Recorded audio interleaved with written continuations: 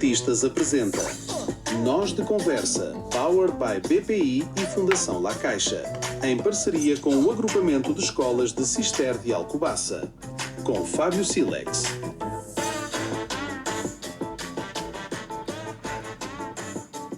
Olá, sejam muito bem-vindos ao Nós de Conversa. É um podcast que tentamos, pelo menos, aproximar personalidades e trazer aqui alguns contributos da comunidade de Alves Barrota, mais sensivelmente, das 315 crianças do agrupamento de escolas de Cister, especificamente nas EB1s de Alves Barrota, Ataíja e Carvalhal. E hoje temos aqui connosco, à conversa, a Filipa Leiria, que acaba por ser uma terapeuta na área integrativa da arte-terapia. Temos aqui connosco também o Sr. Manuel Nogueira, que acaba por estar inserido numa sociedade terapêutica, numa comunidade terapêutica, desabituação. E temos também a Sra. Carla Moreira, que acaba por ser sócia-gerente da Arfai, de cerâmica, neste caso. Portanto, vamos hoje começar com um breve contributo de um pequeno áudio da comunidade de Alves Barrota, e a partir daí passo aqui a batata quente para vocês, para começarem aqui a abrir uma conversa sobre este tema que nos levantam. Portanto, vamos ouvir. O que é que para ti significa moldar? É mudar a forma do barro. Por exemplo, eu tenho barro e, por exemplo, quero moldar um coração. Posso fazer, por exemplo, uma cobra, depois meto duas pontinhas juntas, faço a forma de um coração e depois junto mais pontinhas. Junto os outros, tá a cobra, eu junto mais um bocadinho e fica um coração. Se tu pudesses criar qualquer coisa de barro que quisesses, fosse capaz de mudar o mundo, o que é que farias? Um robô para ajudar as pessoas. Bom, mas primeiro tinha também de pôr algumas coisas de eletricidade para funcionar, para ajudar as pessoas mais velhas com os seus problemas. Criava casas para pessoas mais pobres e ajudava elas. Então, consegues-me então responder à mesma pergunta de onde é que vem o barro?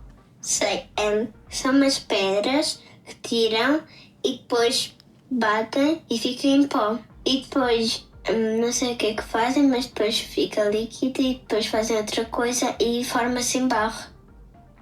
Quanto é que achas que custa 20 tigelas de barro? 20 tigelas de barro. 40, 50 euros. Mais ou menos. Portanto, o que é que, ouvindo realmente estas ideias das crianças, o que é que vos suscita neste momento?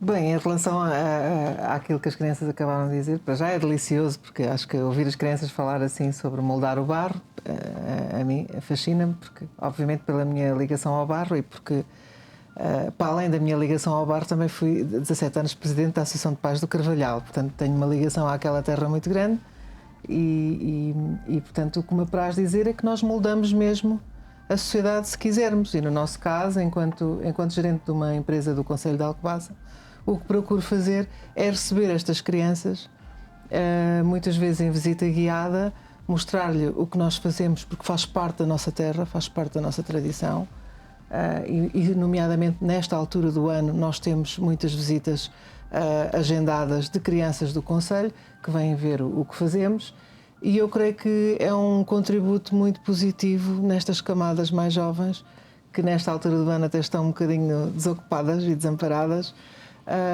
E penso que é dessa forma também que nós podemos, enquanto empresa do Concelho, ajudar a moldar estas crianças e ajudar a que se agarrem às nossas tradições, não percam as nossas tradições do Concelho. E para além disso também, já numa idade mais avançada, participamos também no projeto recente Mãos no Barro, que é do agrupamento de Cister e, portanto, e que é um projeto que visa precisamente criar esta ligação entre o barro e os jovens para a manutenção destas tradições que se perdem ao longo dos anos no nosso concelho. Portanto, este é um contributo pequenino, mas que se todos nós dermos um contributo pequenino, acabamos por fazer a diferença em comunidade, e é nisso que eu acredito. mudar o mundo.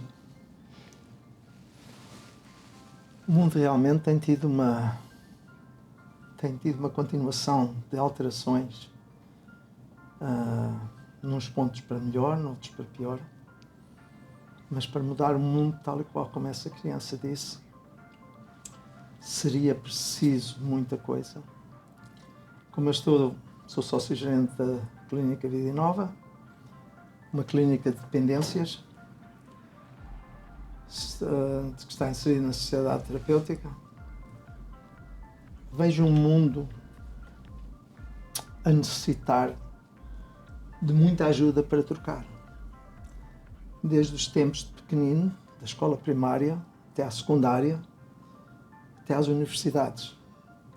O meu mundo abrange uma parte significativa, oculta, que muitas das pessoas que vivem no dia a dia não estão a par do que se passa. Dependências, droga, excessos de uso de tudo, um pouco, desde não só drogas, mas como equipamentos, vícios e outras coisas.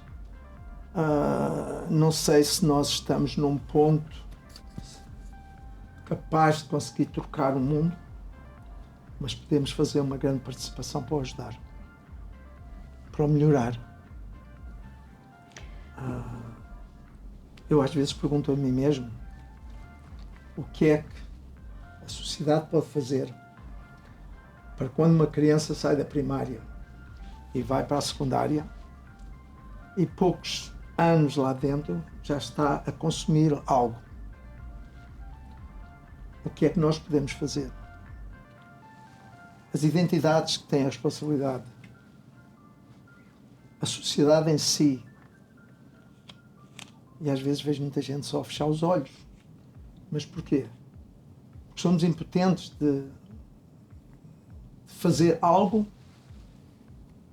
para ajudar o que nós vimos de errado, sozinhos.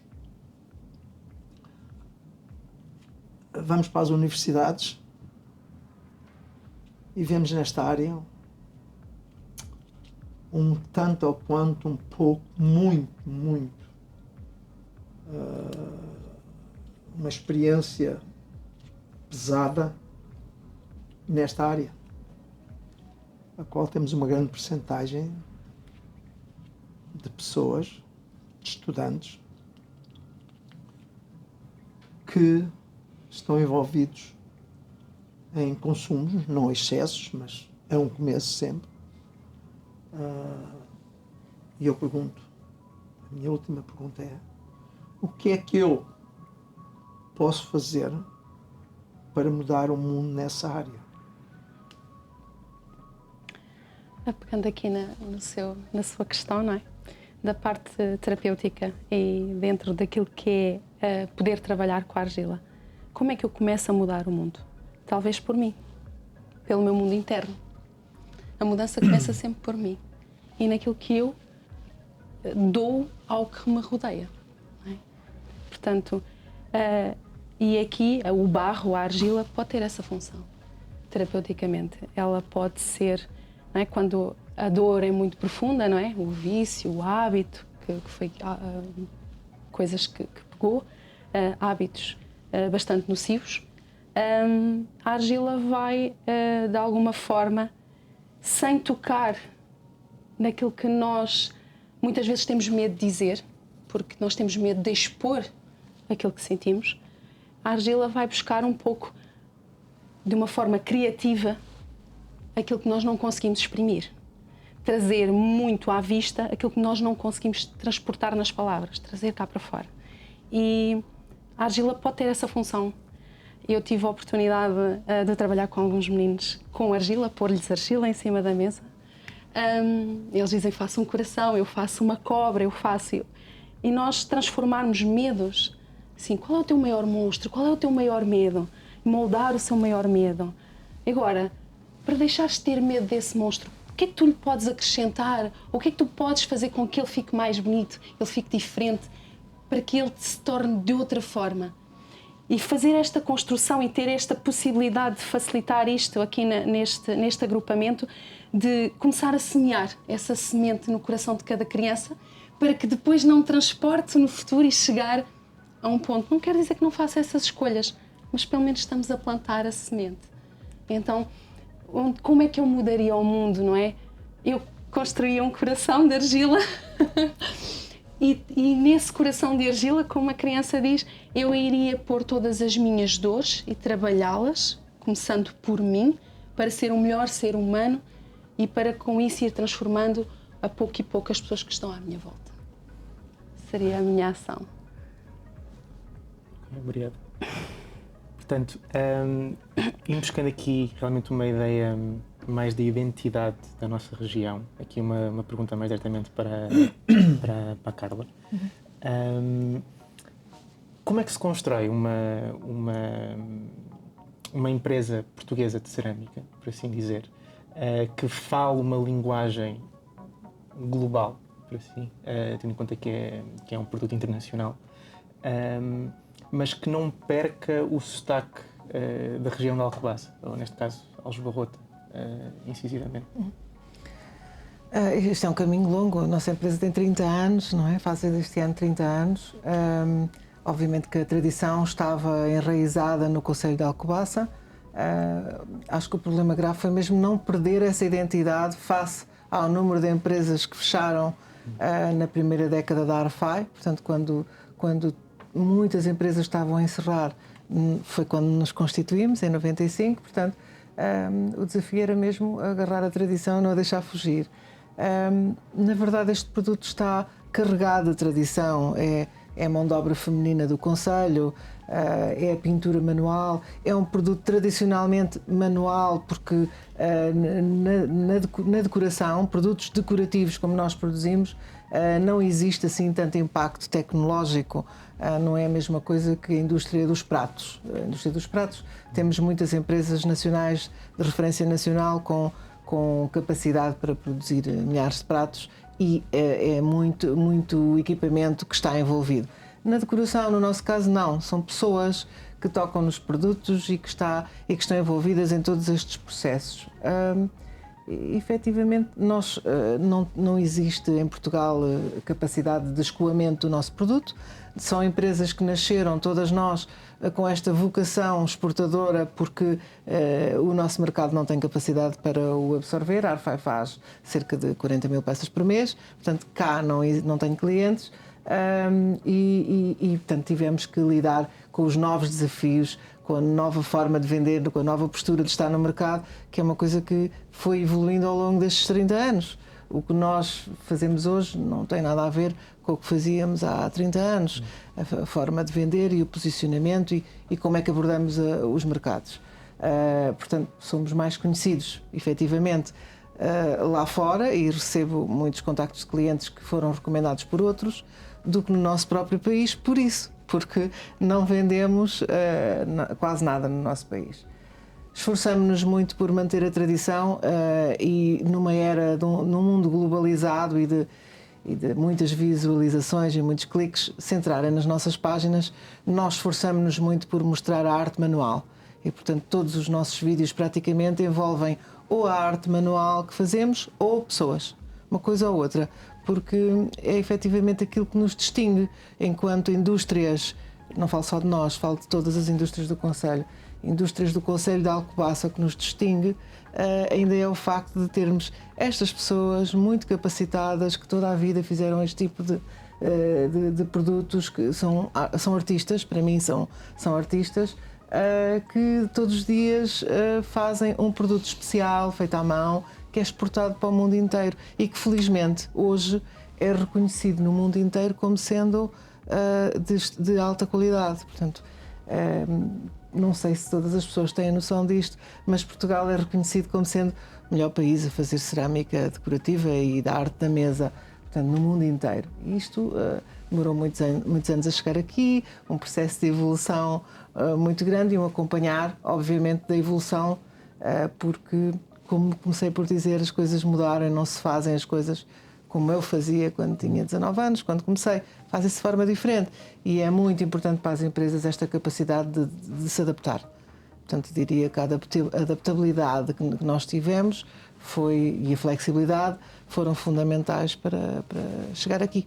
Mas sim, a tradição está presente todos os dias e esforçamos-nos muito, até com estes programas que as escolas nos propõem e também centros sénior que nos visitam, esforçamos-nos muito por manter presente a tradição. Esse é o nosso contributo para o manter da tradição.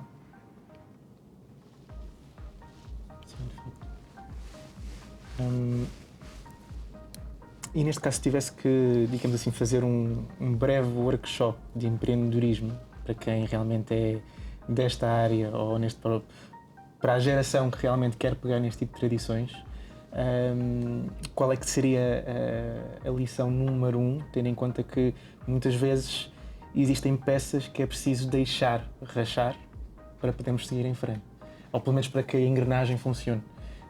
O que é que é necessário abrir mão ou realmente insistir? Eu acho que está-me a falar a nível do empresário. Eu acho que o empresário tem que ser altamente resiliente nos dias que correm, tem que ser muito resiliente, tem que ter capacidade de adaptação e tem que ter flexibilidade. Depois, quando a empresa já tem 100 colaboradores como a minha, tem que saber ouvir. Tem que saber gerir muito bem as expectativas das pessoas, porque são pessoas e a mão de obra hoje em dia é o maior desafio das indústrias cerâmicas. Portanto, é preciso saber ouvir as nossas pessoas, perceber quais são as suas motivações, quais são as suas dificuldades, porque nós vivemos de mão de obra manual e precisamos de ter pessoas motivadas. Portanto, há aqui um conjunto de características, eu não posso apontar só uma, é um conjunto de características que temos que fazer bem nestes tempos tão difíceis, não é? Mas diria sobretudo estar atento, porque as coisas mudam muito rapidamente e é preciso estar atento e adaptar-se. Diria que isso que é fundamental, porque conheci muitas indústrias que fecharam porque não conseguiram adaptar-se. Portanto, eu diria que é fundamental hoje em dia. E, Sr. Manuel, neste caso, nesta questão da adaptabilidade, também engasguei. No caso, o que é mais difícil? É moldar a identidade de uma pessoa que já está em recuperação, ou que se encontra em recuperação, ou moldar uma mentalidade de uma sociedade perante o tema da toxicodependência? Eu acho que moldar a pessoa é um tanto ou quanto muito difícil. Moldar a sociedade levará anos. Okay. Tudo tem um começo. Okay. Tudo tem um começo. Tudo depende também como a pessoa aceita e também tudo depende como a sociedade está aberta para aceitar a evolução e a troca. No meio disto tudo,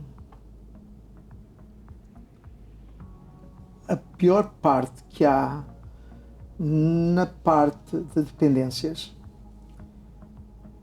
a nossa sociedade, está integrado na nossa sociedade o consumo, que tendo a experiência que tenho e andando por andando, e que temos um sucesso de recuperação muito bom, ok? Não a curto prazo, mas até a longo prazo, porque nós ficamos em contacto com as pessoas a qual passam pela clínica e com outras pessoas que já há mais anos atrás passaram. Nós conseguimos moldar a pessoa um bocadinho melhor do que a sociedade. Porque a sociedade, nesta área, dependendo da área da sociedade que estamos a falar, mas se a sociedade em geral, a dependência acontece devido a grandes lucros e a grandes partes monetárias que isto traz para cada pessoa que vende, que oferece.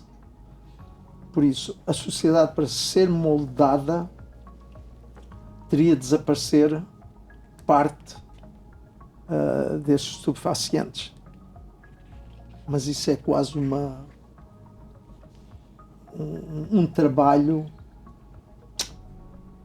que necessitaria de muita força de vontade das identidades de cada país, o que é quase o qual é muito difícil.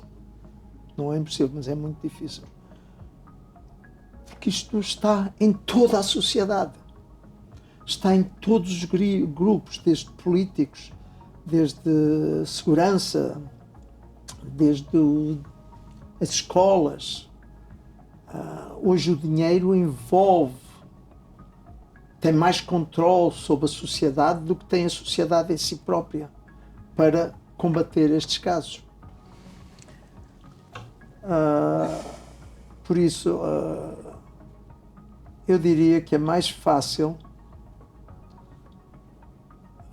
conseguir mudar um indivíduo com muito trabalho do que a sociedade. A sociedade precisaria de um refresh. E Filipa, na sua prática, sente que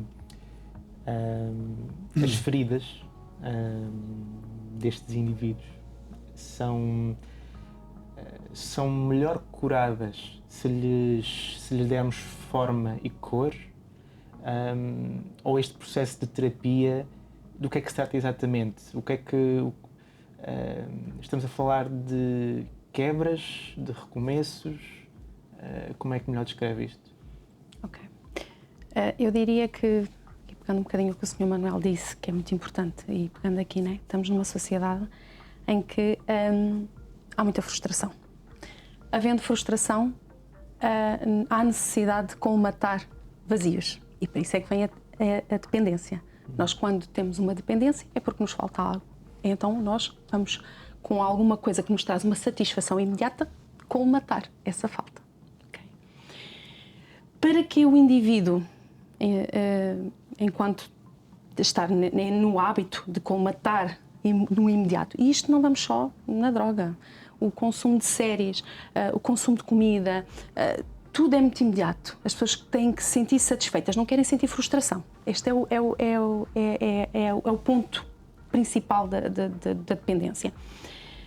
Enquanto nós estivermos neste posicionamento, ficamos entorpecidos. Mas quando deixamos de estar entorpecidos, vem uma grande dor. Essa dor é que faz com que a pessoa se manifeste e vá procurar ajuda. Okay? E muitas vezes, quando essa dor já está a provocar dor nos outros e por aí fora, não é? E aí sim, eu vou procurar ajuda. Ou há um pedido de ajuda, às vezes até de terceiros, mas começa a haver. O facto de vir esse pedido de ajuda é sim preciso moldar. É preciso ir encontrar, abrir para encontrar o que é que lá está dentro. Todo esse processo de abrir e encontrar o que está lá dentro é doloroso. É doloroso olhar para mim. Porque quando eu começo a abrir, eu deixo de olhar como o externo meu culpado, e o culpado de tudo aquilo que eu passo, e olho para o meu interior. E aí sim, tem as rachaduras, tem as curas dessas rachaduras, a reparação dessas rachaduras que falas, Fábio. É dessa forma que vai ser o processo, até que nos vamos reconstruindo, percebendo onde é que vem esse buraco da dependência, não é? E colmatá-lo então com a real necessidade que nós temos, que às vezes é só ser ouvido, nos nutrirmos de amor próprio, valorização e por aí vai. Eu penso também que a sociedade não encara bem estes pedidos de ajuda, e se os pedidos de ajuda fossem feitos mais cedo, se calhar não chegávamos a situações como temos. E, portanto, eu penso que também a sociedade devia encarar a saúde mental de uma outra forma. Isto sim é uma mudança que a sociedade precisa de encarar, e também com medidas, obviamente, que venham de cima, governamentais, mas a saúde mental é fundamental e há muita vergonha, há muito estigma e as pessoas não querem falar sobre esses assuntos porque sentem vergonha. Portanto, eu acho que era muito importante nós todos, enquanto sociedade, olharmos para isso como um problema que a pessoa está a atravessar, uma situação difícil que precisa de ajuda de todos. E eu acho que despertávamos para situações graves muito mais cedo e que se calhar tinham resoluções não tão difíceis. Por outro lado, também acho que a sociedade em Portugal encara todas as... Nós estamos a ver muitas vezes a situação ao contrário. Eu visito muito a Dinamarca todos os anos, há 15 anos, passo lá uma semana, ainda agora lá estive uma semana, e o próprio Estado é uma pessoa de bem que providencia os seus cidadãos com um conjunto de coisas que os faz sentir felizes na sua vida, satisfeitos com a sua vida. E isso também ajudaria muito a resolver a metade das frustrações que as pessoas sentem, não é? Quando nós vivemos numa sociedade em que precisamos de um médico, há sempre. Precisamos de qualquer tipo de apoio, de estudar, tudo está incluído, absolutamente tudo. E, portanto, que providencia, um Estado que providencia e que apoia o seu cidadão, isso também evita muitas frustrações. E, portanto, acho que também podemos olhar por esse prisma de se nós vivêssemos num país onde o nível da felicidade fosse elevado, não digo como na Dinamarca, porque é o primeiro do mundo, mas mais elevado, se calhar também tínhamos um nível de frustrações inferior. Pronto, também é uma perspectiva.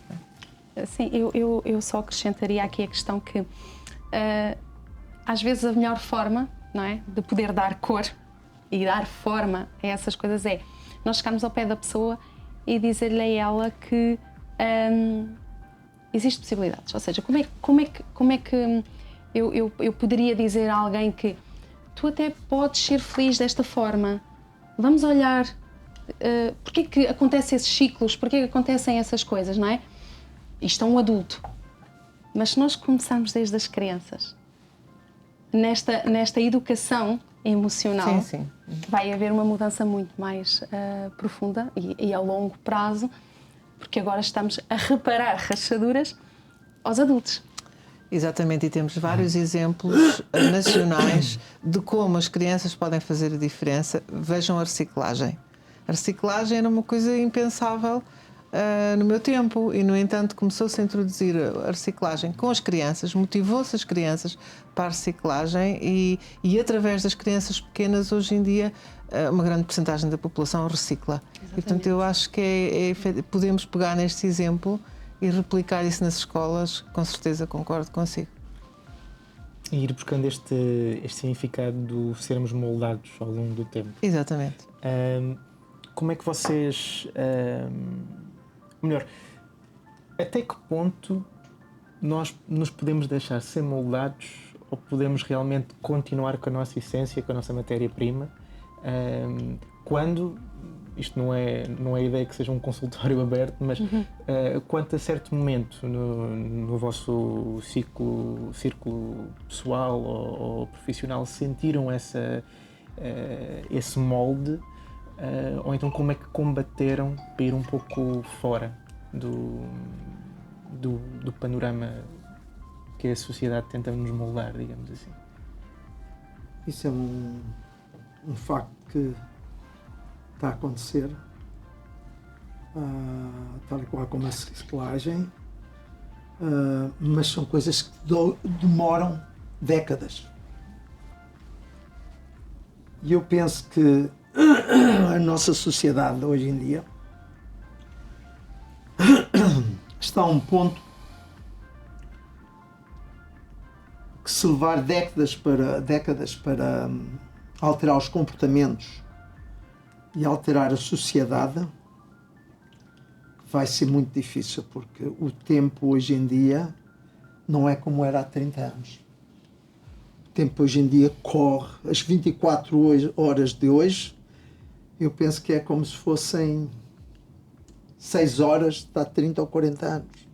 O tempo corre depressa. Temos a parte do consumismo que todos têm de ter aquela parte que querem ter, mas não podem ter. Temos a parte da nossa sociedade a qual uma família se encontra num beco a qual tem alguém que está com algum vício e não sabem como atuar porque têm até vergonha de o chamar a atenção. E então tudo isto é um grupo de coisas que levarão muito mais do que uma década. A transformação da nossa sociedade hoje em dia, eu penso que, não sei se estão de acordo, mas que está a um ponto muito difícil de alterar. Há 30, 40 anos atrás, um pai ainda dizia a um filho: não faças isto que podes queimar. Hoje em dia não é assim. E quantas famílias hoje em dia, eu falando acerca de adições, quantas famílias hoje em dia se encontram numa parte e dizem: o que é que eu fiz de errado para o meu filho estar ou filha nesta situação? E nós vamos a ver que não é o que cada pai ou mãe fez. Não interessa se é rico, se é pobre. E muitas vezes na sociedade mais alta é quando há os maiores problemas. Okay? Mas sim, porque a sociedade em si criou essa abundância do que não havia de existir. Criou-a e ela está cá.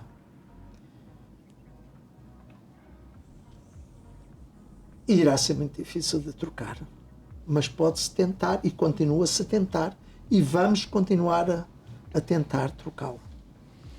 Olha, eu acho que nós somos moldados ao longo do tempo, nós somos moldados pela sociedade, somos mesmo, temos a nossa essência, obviamente temos características que nos definem, nascemos de uma determinada forma, mas acho que somos moldados pela sociedade e nós, enquanto comunidade dentro da fábrica, tenho visto algumas mudanças até de pessoas muito tímidas, por exemplo, que ao fim de uns anos já convivem com todos os outros em festas e em convívios porque assim viram, assim é o exemplo. Eu acho que o exemplo é a coisa mais forte que existe, acho mesmo. E depois, voltando à sociedade, claro que sim, concordo que vai demorar décadas a mudar e estamos num ponto muito, muito difícil. Mas, por exemplo, eu gosto de ressalvar os bons exemplos. Por exemplo, neste momento vão ser proibidos os telemóveis em todas as escolas a partir de setembro. Já existem escolas que o fazem por opção, a partir de setembro é obrigatório. Eu acho que isto que é um bom princípio, acho que porque a experiência diz que as escolas que o fizeram há mais tempo existe um nível muito maior de socialização entre as crianças, já existe essa experiência, porque outros países, como a Suécia, já tirou os ecrãs das escolas, precisamente porque constataram que é melhor voltar aos livros, porque é muito melhor para as crianças, e estes são pequenos exemplos, mas que em Portugal podem ter um impacto muito grande. Não haver telemóveis em todas as escolas a partir de setembro, acho que é uma coisa positiva. Mas sim, concordo que vai demorar décadas a vermos na sociedade estas mudanças, não é?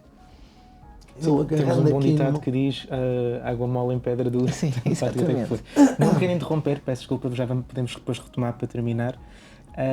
Temos de saltar aqui para o nosso passatempo, que é uma parceria com a FDF e Consultoria Limitada, que vamos ter, vou depois aqui pedir às de produção que coloquem aqui o timer de 2 minutinhos, que será totalmente aberto, não precisa de ser em sequência, que tem que completar aqui neste cesto que aqui está, completar o máximo de frases que conseguirem em 2 minutos.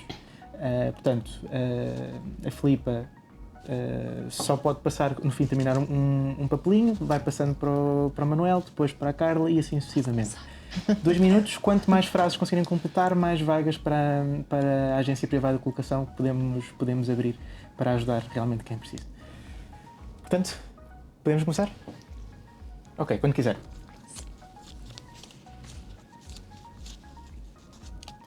A última vez que me senti uma estátua foi quando eu não soube agir. há momentos em que eu não sei agir e aí eu sinto-me uma estátua. No momento em que eu estou a viver.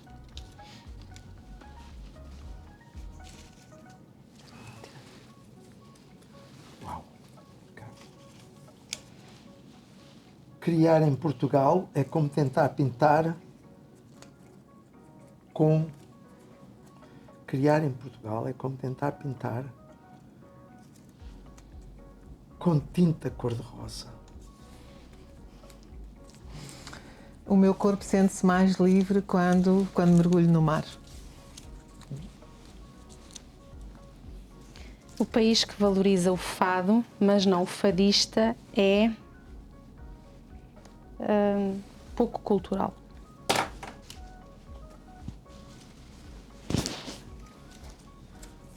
Bom, moldar é como recomeçar. Se eu fosse Ministro da Cultura, a primeira coisa que fazia era... Precisava mais 10 minutos para pensar. O que eu fazia se eu fosse Ministro da Cultura? Não sei, tornava os estudos gratuitos para todas as crianças em Portugal, completamente gratuitos. Em Portugal, o apoio à cultura é tão rápido quanto um caracol a atravessar a rua. A minha linguagem corporal mais comum é... A minha linguagem corporal mais comum é a minha expressão gestual. A cultura só é... Acabou? Acabou. Portanto, temos quantos papelinhos? Aqui são 3. 2, porque esta já não cheguei lá. Sim. 3. Portanto, 3, 4, 5, 6. São 6? Não. Não, 6, 6, 7, 8. 8. 8. Ok. Portanto, 8 vagas que abrimos hoje. Portanto, agora para fazer só esta parte do desfecho do podcast, gostava aqui de introduzir qual é que é a parte das vossas identidades enquanto indivíduos, neste caso, que vocês consideram realmente mais maleável e qual é que é a parte que vocês acham que é matéria bruta, difícil de esculpir? Boa, Em cada um de nós. autoconhecimento. Em cada um de vocês, sim. Posso começar eu? Uhum. Então é assim. O que é difícil de moldar em mim é o facto de querer controlar. Eu adoro controlar. Não gosto de nada que seja muito novo. Portanto, aquilo que é fácil de moldar em mim é o respeito e o amor. Portanto, eu sou bastante respeitosa, consigo dar amor muito facilmente. É uma boa questão. Podia ser objeto de uma reflexão mais profunda autoconhecimento. e tivéssemos nós mais tempo, não é? O que me define mais, acho que é as características da humanidade, o que eu não consigo controlar em mim.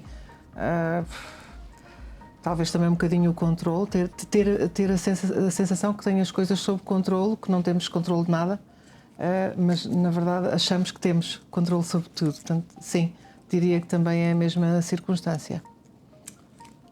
Da minha parte, não vou para além do que disseram, porque eu sou uma pessoa que gosto de ter as coisas sob controle.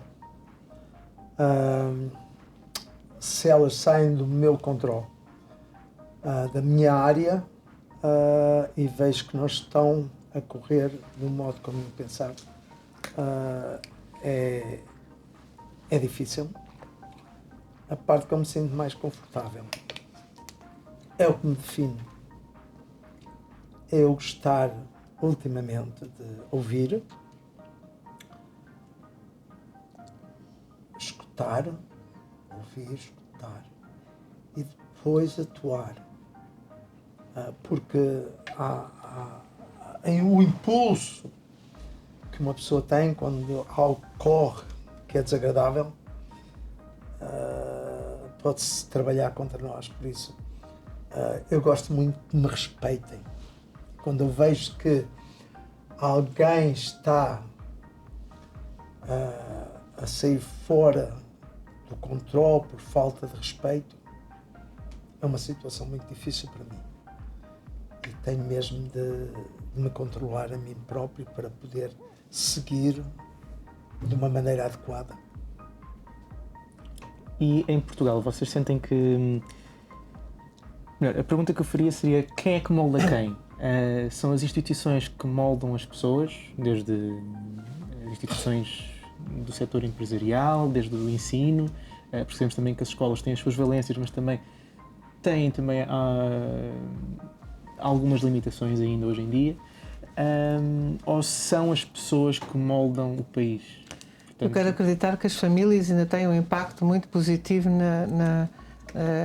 no capítulo da modelação das pessoas, quero acreditar nisso, mas hoje em dia temos um problema muito grave, na minha opinião, que é o jornalismo, e portanto o jornalismo está a moldar pessoas, entra-nos pela casa adentro, porque há muitas famílias que veem muitas horas de televisão, por exemplo, e hoje em dia o jornalismo está a passar ideias de imediatismo e situações que não estão a transmitir as melhores lições às crianças que as veem. Portanto, eu gostaria que houvesse mais cuidado da parte das famílias com a comunicação social, com aquilo que nos chega cá, do lado de cá. E um filtro, porque nós somos adultos, conseguimos filtrar essa informação. As crianças não têm esse filtro. Portanto, é aí que as famílias têm o poder, têm a capacidade de melhorar essa situação.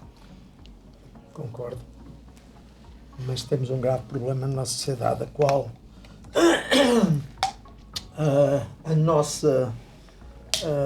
o nosso povo ainda não consegue definir, tal e qual como eu também ainda não consigo definir muita vez, o que é que se diz entre a verdade e a fake news. Isso molda a nossa sociedade muito. Porque o fake news está tão igual à realidade que muitas vezes eu olho próprio e digo assim: isto é verdade? Sim, pode ser. Isto pode ser verdade. Mas não é. E como é que eu defino isso muitas vezes? Não sei. Voltando a mudar, quem é que tem a importância, se são as instituições ou as pessoas? São as duas. As pessoas têm muita influência para se ajudar umas às outras e para trocar a sociedade e para melhorar, mas as instituições têm um impacto muito grande. Porque são elas que podem fazer a vida das pessoas melhor ou pior. São elas que podem fazer as leis para que uma sociedade se sinta mais feliz ou com mais problemas. São elas que fazem com que uma nação cresça ou perca o seu ritmo.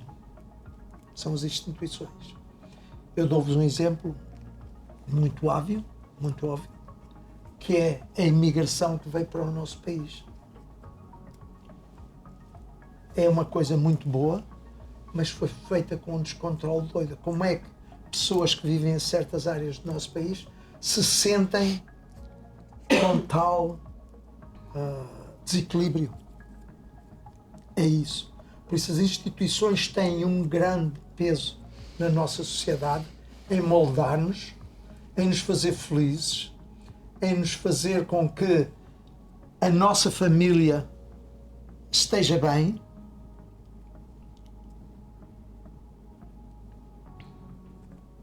Yeah. Então eu, como defeito profissional, não é? É assim, nós nascemos a ser moldados e crescemos a ser moldados e estamos sempre a ser moldados. Mas nós temos um interior nosso, temos sempre a escolha de sermos ou não sermos moldados. Portanto, nós temos um interior próprio, nós sabemos o que é o certo e o errado. E quando nós olhamos para aquilo que está a acontecer no presente na nossa vida, não é? Se nós somos a média, diz-se muitas vezes, não é? Nós somos a média das 5 pessoas com quem andamos. porque somos moldados. Existe o provérbio muito tradicional, não é? Tu, há 2 dias andas com coxa, ao terceiro já estás a coxear, não é? Isso é real, nós somos moldados. Com quem andas, não é? Exatamente, portanto, isto é real. Nós nascemos vazios e os nossos pais, e os nossos avós, e os nossos colegas da escola, os professores e os colegas, tudo nos molda. A sociedade, tudo nos molda. Agora, eu tenho um interior, eu sei o que é certo e errado, então quando eu olho de cima para a minha vida, eu estou contente com aquilo que eu estou a realizar, com aquilo que eu estou a concretizar, com aquilo que eu estou a colher. Então, se eu não estou contente, eu tenho o livre-arbítrio, eu tenho a escolha de fazer essa mudança perante aquilo que eu acho ou não correto. E um pequeno exemplo é: eu não estou bem neste emprego, ou eu não gosto deste curso, eu vou mudar de curso. Eu estou há 2 anos a fazer uma faculdade e eu já não gosto daquilo, eu sinto que não é. Então, eu tenho escolha, eu não tenho que, só porque os meus pais ou porque a sociedade diz que aqui eu vou ganhar mais dinheiro, eu não vou fazer uma coisa que eu não gosto. Então sim, eu, na minha opinião, as pessoas são moldadas, mas elas têm a capacidade depois de transformar e de ir buscar perante aquilo que elas são e aquilo que elas entendem que é correto para elas. E para terminarmos aqui esta conversa, se vocês pudessem, pensando agora no vosso estado atual da vossa vida neste momento, eu só gostaria que vocês me dissessem realmente o objeto em si, esta criação que vocês pudessem propor. Não precisam de justificar absolutamente nada. Se pudessem criar uma peça de barro, uma peça de cerâmica, que representasse a vossa vida neste momento, o que é que seria? Eu seria sempre um coração.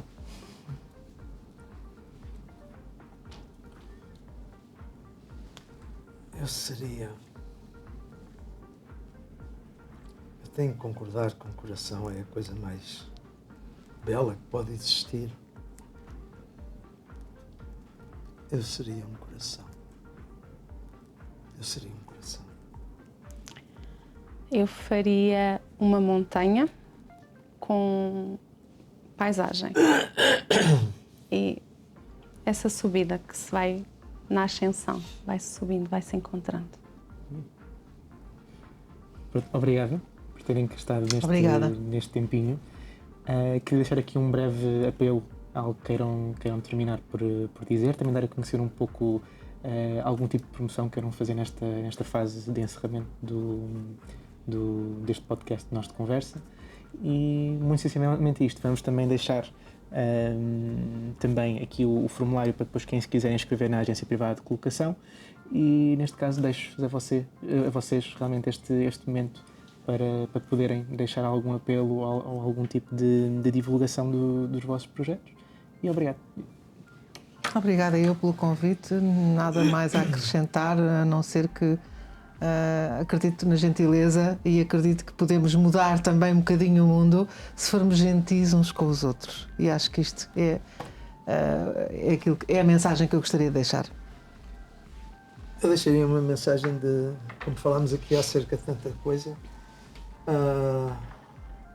deixar uma mensagem para as instituições, especialmente a área da saúde, que no nosso país está perdida. Tantas famílias precisam de ajuda nesta área de adições e dependências, e que as nossas instituições não têm o mínimo de ajuda para tais pessoas. Se queres ajuda, tens de pagar.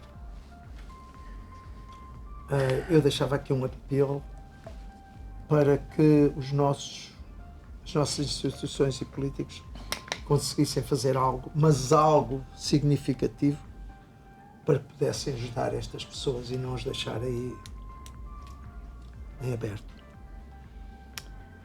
O apelo que eu faria, ou aquilo que eu deixo aqui como mensagem, é que quando nós temos que aprender a pedir ajuda quando não estamos bem. Portanto, peçam ajuda quando as coisas não estão bem.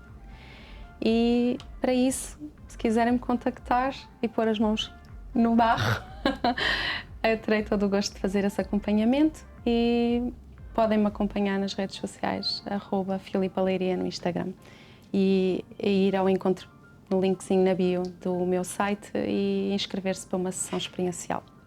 É isso. E obrigada por tudo. Foi excelente. Obrigado. Obrigado.